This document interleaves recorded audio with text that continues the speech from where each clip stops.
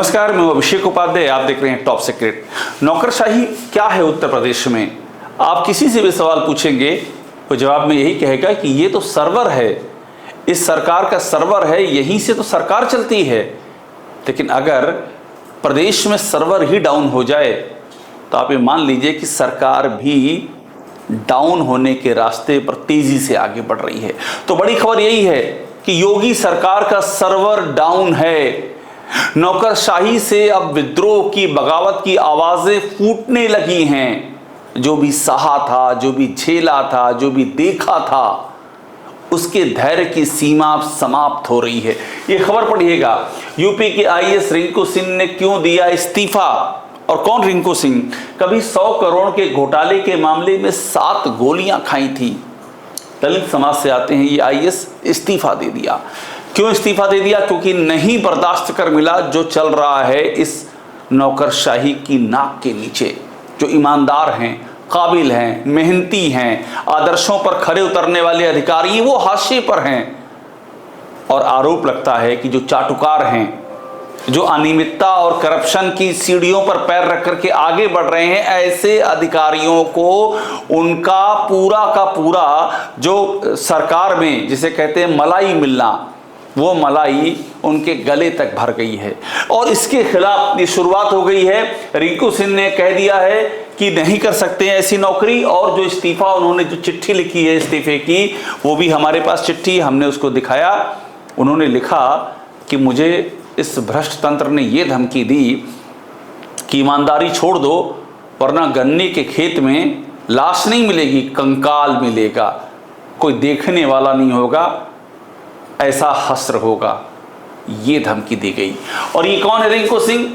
इसको आप देखिए, मैं पूरी सिलसिलेवार कहानी बताऊंगा कि सर्वर क्यों डाउन हो गया है, इसकी वजह क्या है, 27 के लिए इसके मायने क्या हैं। रिंकू सिंह वो हैं जिन्होंने यूपीएससी की तैयारी की, दलित समुदाय से आते हैं, यूपीएससी की परीक्षा पास की, पहले पीसीएस की परीक्षा पास की, जिला समाज कल्याण अधिकारी बनाया गया और उसके बाद 683वीं रैंक आई और ये आईएएस बने। और अभी हाल में आपने देखा होगा, चर्चा में आए थे, शाहजहांपुर में एसडीएम रहते हुए वकीलों के सामने उठक बैठक लगाई थी इन्होंने। आज मैंने इनकी चिट्ठी दिखाई है। उस चिट्ठी में ये कहते हैं कि मैंने एक आदर्श प्रस्तुत किया था कि अगर प्रशासन के स्तर पर कोई कमी है तो प्रशासन भी अपनी गलती को स्वीकार करे। लेकिन यहाँ तो बुलडोजर और इनकाउंटर का राज चलता है, वो भी एक खेमे में चलता है और दूसरे खेमे में आंख मूंद ली जाती है। और जब रिंकू सिंह जैसा कोई अधिकारी एक आदर्श प्रस्तुत करने की कोशिश करता है तो दलित समाज से आने वाले उस अधिकारी को इस कदर प्रताड़ित किया जाता है कि वो इस्तीफा देने पर मजबूर हो जाता है। रिंकू सिंह की ये चिट्ठी देखिए, ये लगातार हेडलाइन बनी हुई है। कौन है आईएएस रिंकू सिंह? इस्तीफे से गरमाया माहौल। सबको समझ में आ रहा है कि ये धैर्य का बांध अब टूट गया है। और रिंकू सिंह ही नहीं, आप ये मान लीजिए कि अगर ऐसे और भी वाकये पेश हों, सामने आए और ये जो भी लोग नौकरी छोड़ने पर आमादा हो गए हैं वो कहानी भी बयां करेंगे कि इस नौकरशाही के सर्वर में कौन कौन से वायरस घुसे हुए थे। और यही सर्वर इस प्रदेश को चला रहा है। योगी आदित्यनाथ की सबसे बड़ी खूबी, खामी यही है कि उनका अपना कोई शासन ही नहीं है।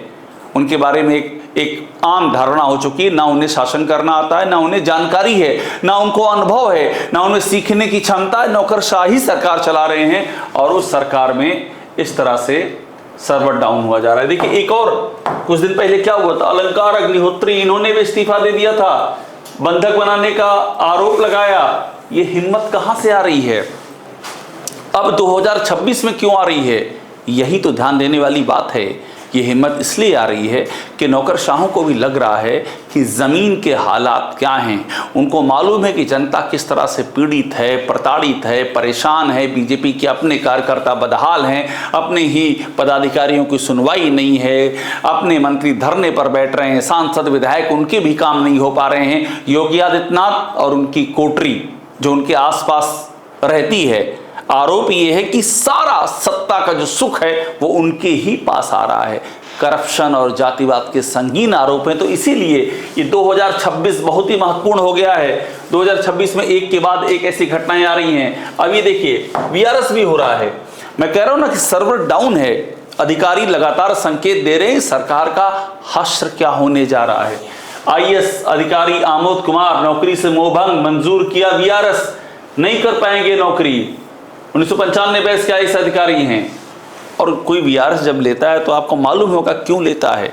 वो नहीं एडजस्ट हो पा रहा उस सिस्टम में जहां उनको मलाई दी जा रही है, जो कि गंभीर आरोपों से घिरे हुए हैं। हमने ये कहानी देखी आमोद कुमार की, ये देखिए योगी आदित्यनाथ की सरकार में ये अब धैर्य का फोड़ा फूट गया है। लेकिन मैंने जब आपको कहा कि योगी आदित्यनाथ को शासन करने का ये कहा जाता है कि उनको बेसिक अनुभव भी नहीं है। अब चूंकि बेसिक अनुभव नहीं है, उनको बेसिक समझ नहीं है, उनको जो जानकारी और जो तजुर्बा के साथ में सबसे बड़ी बात यह है कि आपके पास जानकारी ना हो, तजुर्बा ना हो, लेकिन आप सीखने को तैयार हो, वो क्षमता भी नहीं है। और ऐसे में कि 2022 की खबर है, 2022 में ही एक के बाद एक आईएएस अफसरों का वीआरएस के लिए आवेदन, ये खबर 2022 में आ गई थी, यानी कि कंटिन्यूएशन में चल रहा है मामला। अब देखिए आईएएस अभिषेक प्रकाश ये बहाल हुए, ये गंभीर, बेहद ही गंभीर आरोपों में घिरे थे भ्रष्टाचार के आईएएस अभिषेक प्रकाश, निलंबित किया गया, चार्जशीट फाइल हुई और उसके बाद बहाल हुए। शिकायतकर्ता ने शिकायत वापस ले ली। अभी तक क्लियर नहीं हुआ कि अभिषेक प्रकाश को फिर कैसे आपने निलंबित किया, कैसे एफआईआर की, पीछे कौन था, अगर ये निर्दोष थे तो दोषी कौन था, ये मलाई कहां जा रही है, ये रिश्वतखोरी के जो आरोप हैं इनका उद्गम कहां से हो रहा है, वो कौन सा बड़ा चेहरा है जिसकी और क्या जानबूझकर निगाह नहीं डाली जा रही है, क्योंकि उस चेहरे के पीछे एक और बड़ा चेहरा हो सकता है। ऐसे भी अंदेशे लगाए जा रहे हैं, ऐसी भी संभावना जताई जा रही है। एक और देखिए, बार बार मैं बात दोहरा रहा हूं, नौकरशाही का सर्वर डाउन है, योगी सरकार का सर्वर डाउन है। आईएएस अनामिका सिंह ने मांगा वीआरएस। अनामिका सिंह तेज तर्रार अधिकारी मानी जाती हैं, इन्होंने भी वीआरएस मांग लिया, क्योंकि सिस्टम ही ऐसा है। आप तभी काम कर पाएंगे, आरोप लगता है इस सरकार में, जब आपको ये पता होगा कहां आंख मूंद लेनी है। खनन के किन माफियाओं के आगे आपको कुछ नहीं कहना है, कोडिन कप सिरप के किन जो गगनचुंबी अट्टालिकाएं हैं वहां पर बुलडोजर नहीं चलने देना है, कहां इनकाउंटर होना है, कहां इनकाउंटर नहीं होना है, तमाम सारे आरोप लग रहे हैं। और उसमें जो है ये चीज आती आ रही। अब ये एम देवराज, ये नाम भी ध्यान रखिए, ये हटाए गए हैं जीएसटी कलेक्शन में कमी पर। ये है एम देवराज, कैसे यहां पर काम होता है। इन एम देवराज के बारे में आपको और दिखा दूं, ये बहुत चर्चित ये सब अधिकारी हैं। ये देखिए, जहां जहां रहे हैं ये वहां वहां बवाल हुआ है। बिजली कर्मचारी से बवाल, जीएसटी से बवाल, ये सब इनके काम करने के तरीके हैं। अभी मैं आगे आपको दिखाऊंगा कि होता क्या है यहाँ पर। संदीप भांगिया, जीएसटी का वो अधिकारी जिसके खिलाफ महिला अधिकारियों ने पीएम मोदी और सीएम योगी को चिट्ठी लिख दी थी। एम देवराज को एक्शन लेना था, एम देवराज ने क्या एक्शन लिया? कोई एक्शन सामने अभी तक नहीं आया है। और इस सरकार में काम कैसे होता है ये देखिए। डिप्टी कमिश्नर का सुसाइड केस, ये डिप्टी कमिश्नर ने सुसाइड कर लिया। संजय सिंह, सीधा आरोप लगाया सिस्टम पर, इसी जीएसटी पर जहां पर एम देवराज हुआ करते थे। और उसके बाद 750 ने व्हाट्सएप ग्रुप ही छोड़ दिया, डिजिटल विद्रोह हो गया। अब इसके बाद हुआ क्या ये देखिए, जो मैं आपसे कह रहा था, आईएएस घूरता है, रात को वीडियो कॉल करता है, इस तरह का अधिकारी ये चेहरा संदीप भागिया।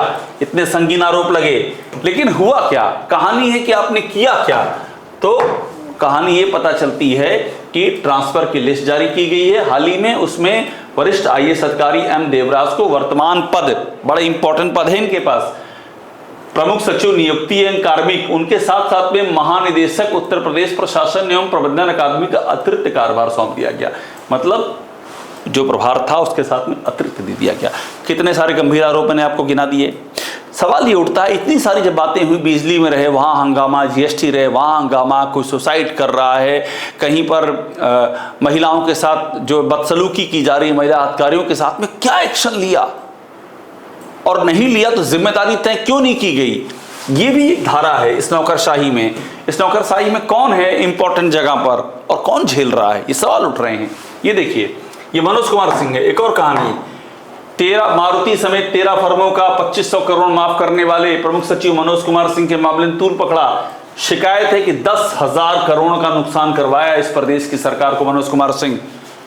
योगी सरकार ने एक्सटेंशन के लिए कोशिश की, केंद्र ने मना कर दिया। और उसके बाद क्या किया, स्टेट ट्रांसफॉर्मेशन कमीशन बना करके उसका इनको CEO बना दिया गया, यानी कि मलाईदार पोस्टिंग कर दी गई। यही मैं आपको दिखा रहा था। अभी जो इस्तीफे हो रहे हैं, जो VRS लिया जा रहा है, जो अधिकारी अपने अंदर का क्रोध बाहर ला रहे हैं, जो झेला है उस सामने रख रहे हैं, 26 चल रहा है, 27 सामने है, उसका ये बैकग्राउंड है। किसको आपने प्रमोट किया है, किसको आपने अच्छी जगह पर बिठाया है, किसको आपने मलाई सौंपी है, और उन पर कितने गंभीर आरोप लगे हैं, और जो ईमानदारी के साथ काम करने वाले अधिकारी हैं उनकी जिंदगी में उन्होंने क्या झेला है। मैंने शुरू में जो रिंकू सिंह राही, वो IAS जिन्होंने इस्तीफा दिया, उनकी कहानी आपको बताई, आप जान करके दंग रह जाएंगे। एक ऐसा ईमानदार IAS जिसने कि अभी हाल ही में 2 महीने की अगस्त और सितंबर की तनख्वाह लेने से मना कर दिया 2025 में, क्योंकि काम नहीं है, अपेक्षित काम नहीं है तो तनख्वाह नहीं लेंगे। उधार लेकर के खर्चा चलाने वाला IAS, उसको धमकी दी गई कि तुम ईमानदारी छोड़ दो वरना गन्ने के खेत में लाश नहीं कंकाल मिलेगी। ये है इस सरकार में कामकाज की शैली जो नौकरशाही झेल रही है। अभी देखिए यूपी के मुख्य सचिव SP गोयल, मुख्य सचिव बनाने के बाद भी इनके पास क्या जिम्मेदारी है, इनके पास कौन सा चार्ज है। इनकी जहां दीपक कुमार को मिल गया, दीपक सिंह जो चार्ज उस दौरान मिला था जब ये छुट्टी पर गए थे, लेकिन उसके बाद जब ये लौट करके आए तो दीपक कौन सा चार्ज इनके पास नहीं रह गया, वो दीपक सिंह के पास आ गया। कृषि किसके पास है, वित्त किसके पास है, और उद्योग किसके पास है। आपने किसे, चीफ सेक्रेटरी कौन है, और सबसे अधिक ताकतवर अधिकारी कौन है। ये कौन सी धारा बह रही है उत्तर प्रदेश में।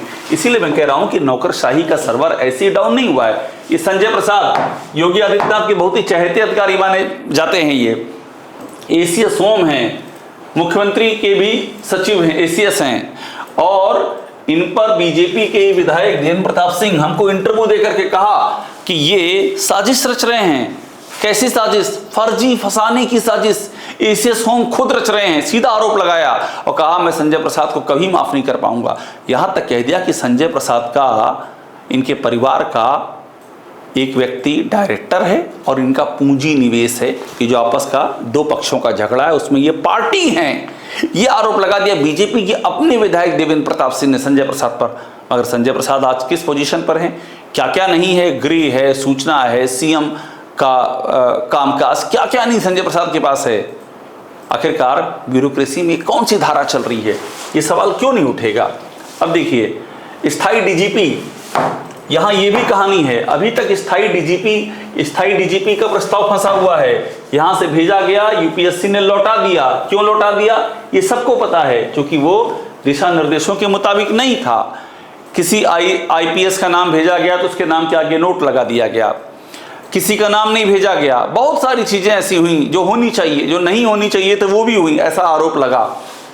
स्थायी DGP पर भी विवाद है, यानी चीफ सेक्रेटरी हो, DGP हो, कहीं भी ऐसा नहीं दिख रहा है कि कोई भी चीज ऐसी चल रही हो जिसमें विवाद ना हो, जो कि नियम कानून और दिशा निर्देशों के मुताबिक हो। प्रशांत कुमार जैसे पूर्व कार्यवाहक DGP जिन्होंने महाकुंभ में महाभगदड़ का जिन पे आरोप है और जिनको एक्सटेंशन नहीं मिला, उनको भी नहीं मिला, और उनको इस सरकार ने मलाईदार पोस्टिंग देते हुए रिटायरमेंट के बाद शिक्षा सेवा चयन आयोग में नियम शर्तें बदल करके उनको अध्यक्ष बना दिया, चेयरमैन बना दिया।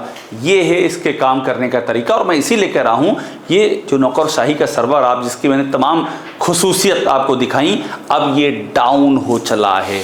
अब खुल करके आवाजें उठ रही हैं। 26 चल रहा है, 27 सामने है, संकेत बड़े हैं। और ये भी तय मान लीजिए कि IAS रिंकू राही जिन्होंने इस्तीफा दिया है, पूरी कथा लिख करके, ये ना कोई पहला है ना कोई आखिरी। अगर यही स्थिति रही इस सरकार में, आखिरी मौके पे भी सरकार अगर नहीं सुधरने को तैयार हुई, तो ये जो भी चिंगारी दिख रही है, ये चिंगारी दावानल का रूप ले सकती है। और दावानल जब चिंगारी हो जाती है तो सर्वर का आता पता भी नहीं चलता है। टॉप सीक्रेट देखते रहिए, लाइक कीजिए, इसे सब्सक्राइब जरूर कर लीजिएगा।